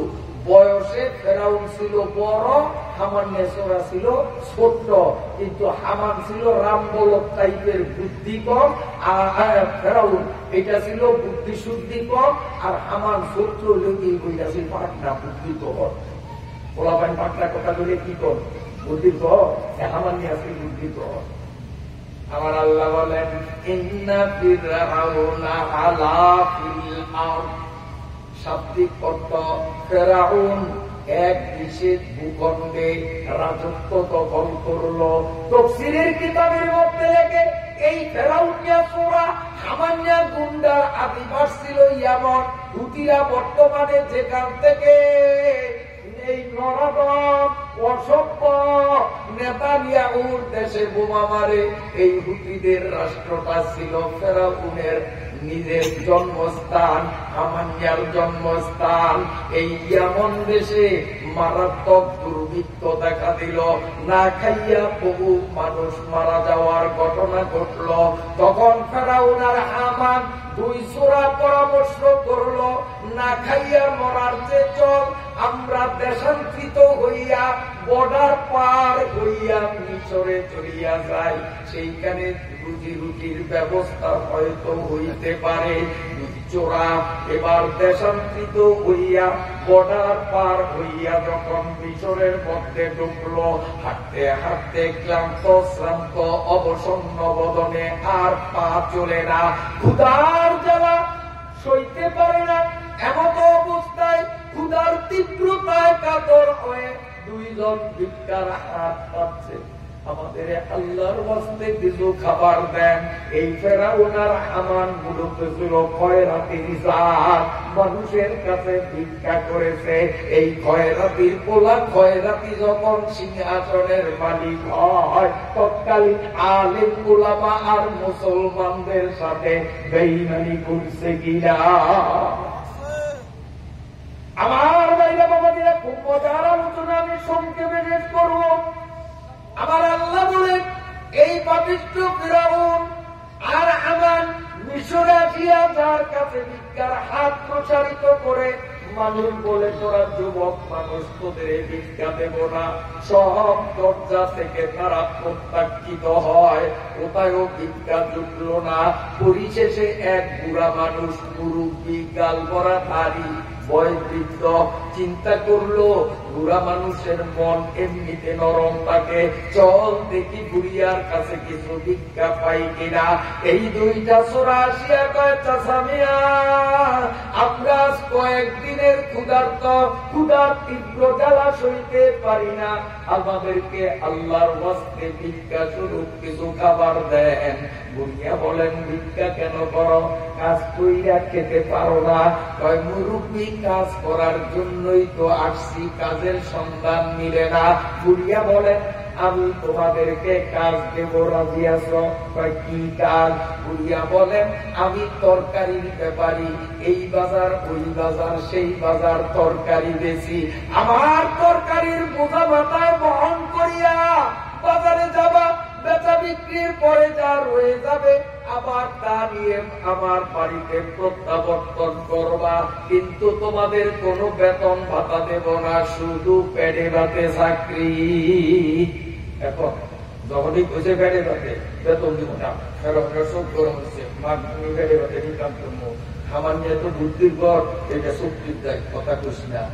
আগে যদি একটু ভোগাতনের জায়গা পাই, তাহলে বোনের জায়গাও ওই দেখা লাগছে ঈদের সময় কোন রকম একটু ভোগাতনিয়া জায়গাটা নিল, এরপরে দেখবেন বিস্তা আপনার, কিন্তু আপনি দামে কাটাইতে ওই মেয়ে কিন্তু শুয়ে লম্বয়া নাকটাই নেব। হামানিয়া সোরা, এটা তো বুদ্ধি আছে, তুই ডিস্টার্ব করিস না, আমি আসি না মাসে, অসুবিধা নাই। চাচা চাকরি করে বোঝা পরে দিয়ে আগে জানি বাসা খয়রাত দেয়, এবার খয়রাত দিল, কিছুটা খাবার দিল, খাইয়া মোটামুটি বিশ্রাম করলো। বিকাল বেলা তরকারির বোঝা নিয়ে আমাদের আল্লাহর কি বুঝিয়া বেচা বিক্রির পরে হিসাব করিয়া দেখে ওই ব্যাপারী সারা জীবনে এত মুনাফা পায় নাই, আজকে একদিনে তার মুনাফা যত বেশি না আমার কর্মচারী বরণ দুঃখী, খুব খুশি। পরদিন থেকে ডবল মুনাফা, তারপর দিনেরও ডবল মুনাফা। এবার মালিক চিন্তা করলো এমন লোকের কর্মচারী বিনা বেতনে রাখা ঠিক হবে না, হয়তো চাকরি করবে না, কাজী তাদের বেতন কিছু দেওয়া দরকার, সামথিং কিছু বেতন। কিন্তু দিন দিন ব্যবসা একেবারে দ্রুত গতিতে, আর মুরুব্বিও তাদের বেতন বাড়ায়, বাড়াইতে বাড়াইতে অল্প দিনের মধ্যে তাদের মোটা অঙ্কের টাকা হইয়া গেল। এবার আমার বুদ্ধি দেয় ফিরাউন নেই, মোটামুটি পুঁজি হয়েছে, আর পরের চাকরি কেন করব? এবার নিজেরাই তো ব্যবসা কেন্দ্র খুলে আমরা ব্যবসা দিতে পারি। এবার দুই সোরা একত্রিত হইয়া বুড়িয়ার চাকরি সারিয়া নিজেরা যখন ব্যবসা প্রতিষ্ঠান করলো, আমার আল্লাহর পুত্রদের খেলা বুঝা মহাদায়। বুড়িয়ার চাকরির সময় যা মুনাফা হইতো, এই দুই সোরা নিজের ব্যবসা যখন দিল, তখন মুনাফা তার সে লাখো গুণে বেশি হইতে দেখা গেল। টাকা পারো, এটা কি সুলক্ষণ? মুসলমানের সুলক্ষণ হলো ঈমান বাড়া, আমল বাড়া। টাকা থাকলেও ভালা, না থাকলেও ভালা।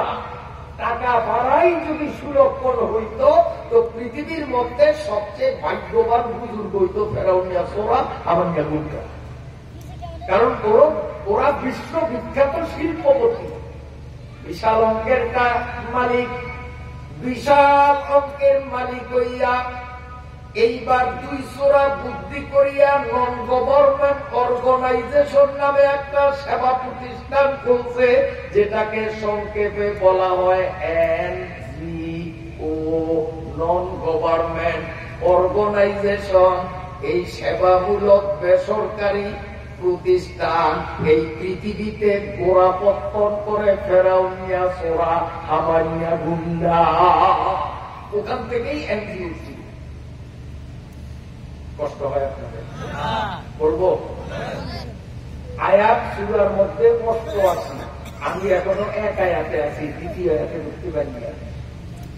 আমার ভাইরা বাবাজিরা খুব খেয়াল শুনি, গড়িয়ে কি করে না, আপনারা শুনতে চাইলেও গড়িয়ে না খায় কোন এগারো খাওয়াতে, হ্যাঁ না আপনারা খায় কথা হয় না, হ্যাঁ দূরও বুঝিয়া বলবেন নেই, জোয়ানরা করতে হবে, আমাদের ভবিষ্যৎ জোয়ানরা কি কর বাবা বলবো। আগে ডাইলের মজা তলে, এই আয়াতের শেষে হইল মজা, ইনশাআল্লাহ দেখবা মজা কারে কয় টুকছি কারে কয়, শেখার মতো পারি নেওয়ার মতো অনেক কিছু আছে। তবে আমি রাতের গভীরতার কারণে বাধ্য হব কথাকে সংকুচিত করে ঘুটিয়ে অল্পটি একটা জিনিসে আসার ইনশাআল্লাহ। তাহলে যুবক বাবারা তোদের কথাই অগ্রাধিকার চলবে। তবে একটা শর্ত, যুবকরা যদি আমারে কথা দিতে পারো যে হুজুর এখন থেকে মরণ পর্যন্ত 5 ওয়াক্ত নামাজ আর আমরা অবহেলা করিয়া নষ্ট করব না, তাহলে আমি তাফসীর সামনে আগাবো, নইলে যা হইছে এই পর্যন্তই এক অক্ষরও আর বলব না। যুবকরা নামাজ পড়তে রাজি আছেন? যুবক বাবার হাত দেখাও, মুরব্বীরা না, যুবকরা একটু হাত দেখাও। মাশাআল্লাহ মাশাআল্লাহ, আলহামদুলিল্লাহ, হাত নামাও, হাত নামাও। আল্লাহ তোমাদেরকে কবুল করবেন। তাহলে অল্প হইল আগাম যায়, ঠিক আছে? এইবার এই দুই সূরায় এই প্রতিষ্ঠান খুলিয়া ব্যাপকভাবে দানের হার, যেখানে সেখানে দান দক্ষিণা, এর মাধ্যমে অল্প দিনের মধ্যেই তারা জনপ্রিয়তার শীর্ষ স্থানে পৌঁছে গেছে।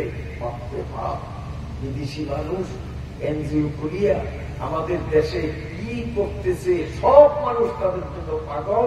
তখন মিশর দেশ শাসন করতেন যিনি, তিনি হযরত ইউসুফ আলাইহিস সালাতু ওয়াস সালামের বংশের একজন বিজ্ঞ আলেম। আপনারা এখন আলেম ব্যাপারটা চালাতে জানেন, আলেম মাথায় বুদ্ধি আছে, আছে। ইয়াসিন ও কোরআনুল হাকিম, জ্ঞান আর বিজ্ঞানের মূল উৎস কোরআন। আলেমরা সেই কোরআন করে, এই আলেমরা চিরাস্তরে জানে না। আপনাদের একটু মজা দেই, একটু ঘুম দাঁড়িয়ে দৌড়িয়ে দেই, আর অলসতাটা কাটাই। আলেমরা পারে না পারে এইটা দেখাই। এই বাদশা সময় মতো তো কাম দেই না, মোল্লারা বলে ভালো না। যাক, আমি আর সেদিক গেলাম না, একটু আপনাকে অলসতা কাটলাম, রুচিটারে ফিরত আনলাম সামনে চলি। এইবার এই এনজিওর মাধ্যমে তারা যখন জনসমর্থন ঘুরাইয়া নিল, ইউসুফ নবীর বংশের এক বিজ্ঞ আলেম মিশর দেশ তখন শাসন করতেন, উনি গেলেন মারা যাওয়ার পরে রাজনৈতিক দল ক্ষমতার চেয়ার নিয়ে টানা হেসরা করলো। রাজধানীর থেকে একেবারে গ্রাম পর্যন্ত সারা দেশের মানুষ একজোটে এক স্লোগান, কোন দল চিনি না, পার্টি চিনি না, নেতা চিনি না, এই বিদেশি এনজিও পার্টি যাদের হাতে রাষ্ট্র ক্ষমতা নাই, তারপরেও মিশরের মানুষ কত কিছু পাইছি, রাষ্ট্র ক্ষমতা এদের হাতে দিলে মিশরের মানুষের কপালে পূর্ণিমা চাঁদ উঠবে। দেশের জনগণ সব তাদের পক্ষে, এবং ফেরাউন আসলে বসাইছে। এটা তো আগেই বলছে, রাম বল বুদ্ধি শুদ্ধি পাওয়ার মতো। এই চেয়ারে যখন বসছে, আসিল ভয়রাতি করছে ভিক্ষা, এখন বলছে রাজ সিংহাসনে ওকে চলে হয়ে কিছু দিয়ে। হ্যাঁ, তখন বুঝছেই আমার তো ভালো, আমাকে এই মাত্র বললি চেয়ারে চন্দ্রবাবুর সাইডে একটা ওয়েট মান সম্মান আছে না, ব্যবসা আছে না, কেন চাই তুই তো তু গাই কি আমি চেয়ারে বসছি, চেয়ারের মালিক, এখন আমি যা বলবো তাই তো। হ্যাঁ, তুই যা তুমি তাই তো। আমার মন চায় যে আমি এখন ঘোষণা দিই যে আমি আল্লাহ, সবাই আমাকে শ্রদ্ধা করুক, এরকম ঘোষণা দিতে চাই। থেকে বড় হুজুর হইব, এই হুজুরের ওয়াজ শুনে নাউজুবিল্লাহ কম লাগবে বলে তো রুমিয়ে দিব, কাই করতে এই কথা সালাক আপনারা নাউজুবিল্লাহ তো মারাচ্ছেন, নাউজুবিল্লাহ কম লাগে না। এরপরে আমার নিয়ে কানে কানে তো বন্ধু যা কইছো আর কইস না, হুজুররা দেশ চালাইছে, মানুষের দিলে ইমানের বাতি জ্বলে, এইরকম সেরে কি ঘোষণা দিলে ঈদের মারাতন খুলিয়া ফেলাইব। খবরদার তোর মনে রেখে মানে আমি আসি না, তোর আশা পূরণ করবো, একটু ধৈর্য ধর। শেষ পর্যন্ত আমার নিয়ে বুদ্ধি দিল, বেপরদা, গান আর ধর্মীয় শিক্ষা বন্ধ করা, এই তিনটার মাধ্যমে মুসলমানদের ইমানের ব্যাটারি দুর্বল হয়। কাজী রাষ্ট্রীয় ব্যবস্থাপনায় সরকারি খরচে যেখানে সেখানে গান এবং ধর্মীয় শিক্ষা প্রতিষ্ঠানগুলোকে সরকারি ব্যবস্থাপনায় বন্ধ ঘোষণা করতে হবে। আর রাস্তার মোড়ে মোড়ে তোমার মূর্তি বানায়া দাঁড় করাইয়া রাখবে, ভাস্কর্য। কারণ মুসলমানদের ধর্মে আছে, যখন মূর্তি কোন এলাকায় থাকে রহমতের ফেরেশতা আসে না, যেখানে গানের প্রচলন ব্যাপারটা হয় সেখানে রহমতের ফেরেশতা আসে না। কাজী মুসলমানদের ঈমান দারুণ করতে হলে এই কয়টা জিনিসের দরকার। এবার পর্যন্ত ভাস্কর্যের ইতিহাস, এই ভাস্কর্য যেই দেশে সরকারি ব্যবস্থাপনায় ফিটিং করা হবে, ওই দেশে আল্লাহর রহমত নাযিল হয় না। সহিহ হাদিস, একটা দুইটা হাদিস না, বহু হাদিসের প্রমাণ। তারপরে ফেরাউনের ভাস্কর্য এখন রাস্তার মোড়ে মোড়ে, ধর্মীয় প্রতিষ্ঠান বন্ধ, সরকারি ভাবে বিনা পয়সায় মানুষের গান শোনায়। 1 বছর 2 বছর 3 বছর গেল, ফেরাউনটা বলবে আর আমি সহ্য করতে পারি না, তুই অনুমতি দিলে দে, না দিলে না দে, আমি কিন্তু এখন ঘোষণা দিব আমি খোটা। বন্ধুদের সময় হয় নয়, ঈদের মারাথন রাখতে পারবি না, একটু ধৈর্য দরকার। আর ধৈর্য মানে না, তাইলে মোটামুটি 3 বছরই ইমান কিছুটা কমছে দিয়া চা, তারপরও ঝামেলা আছে। ফেরাউনের এবার বিশাল জনসভা ডাকছে, জনসভা ডাকতেই বলে এর পাশে পারুবি, তোর বাংলা দিয়ে না আর যদি বক্তৃতা দেয়, ভাইরা আমার,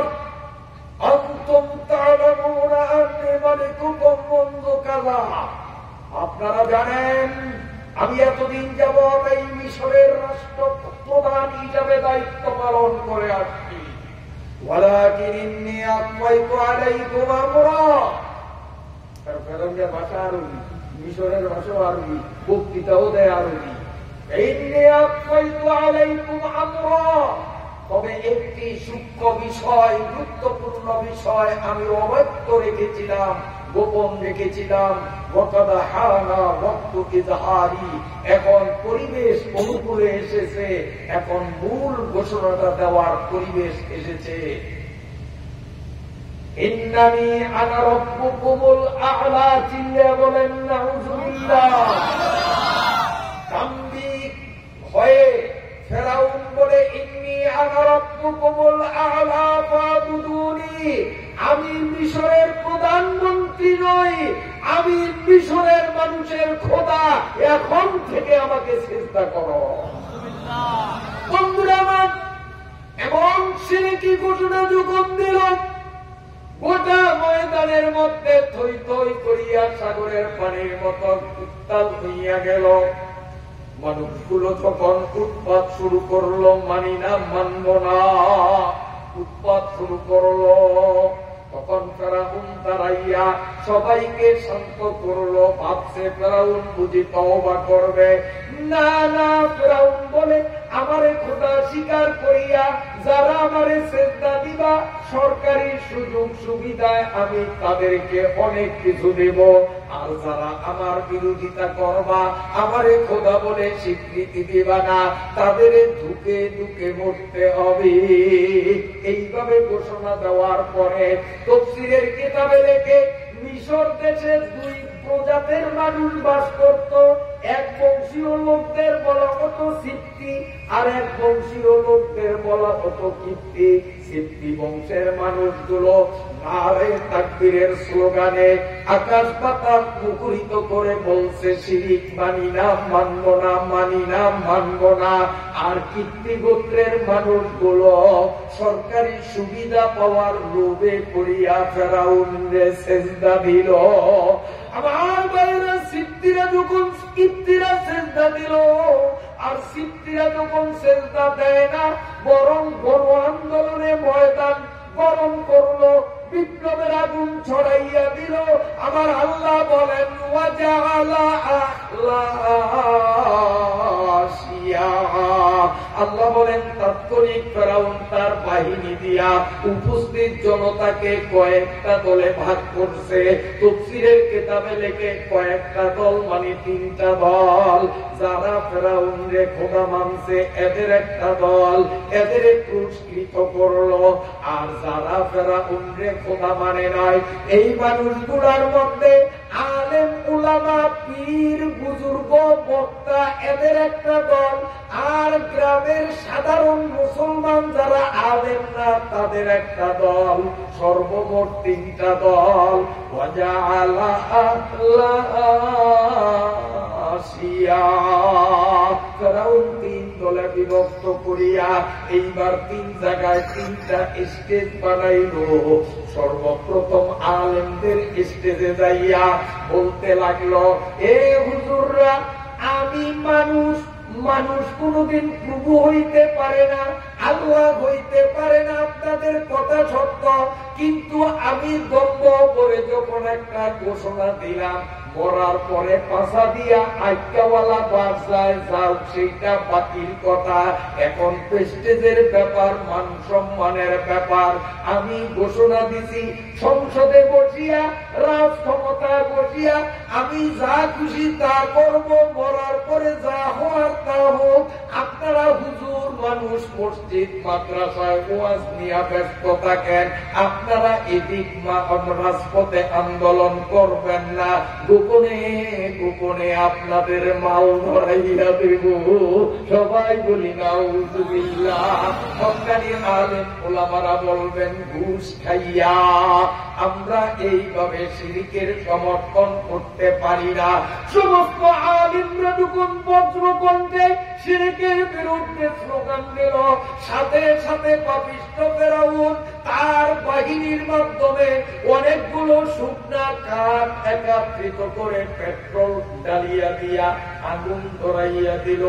আকাশচুম্বী অগ্নি কুণ্ডলীর মধ্যে এক একজন করিয়া আলেমদেরকে নিক্ষেপ করে, আর আলেমরা আল্লাহু আকবারের স্লোগান দিয়া আগুনে পড়তে দেরি, অস্তিত্ব বিলীন হইতে দেরি হয় না। লক্ষ লক্ষ আলেমকে দিন দুপুরে জ্বলন্ত আগুনের মধ্যে শহীদ করল। সব আলেমদেরকে যখন শেষ করলো, আলেমদের ময়দান খালি।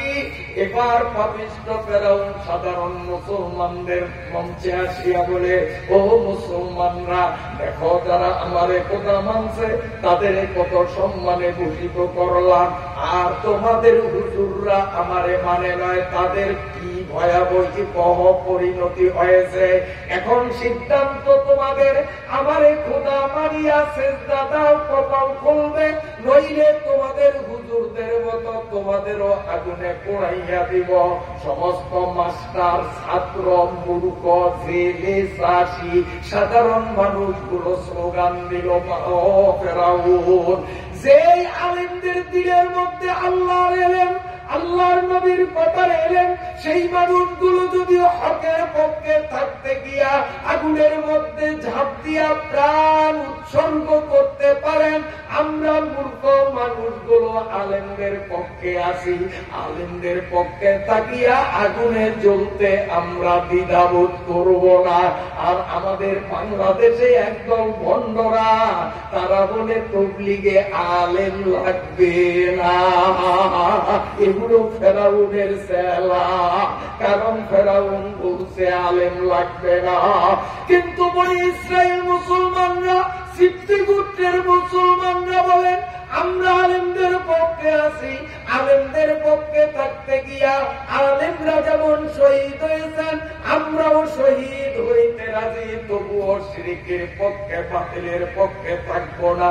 ফেরাউনের নির্দেশে একটা একটা করিয়া মুসলমানগুলো আগুনের মধ্যে নিক্ষেপ করতে করতে হাজার হাজার লাখ লাখ মানুষ পড়াইয়া দিল। হঠাৎ হামান আসিয়া ফেরাউনের কানে কানে কয়, বন্ধু,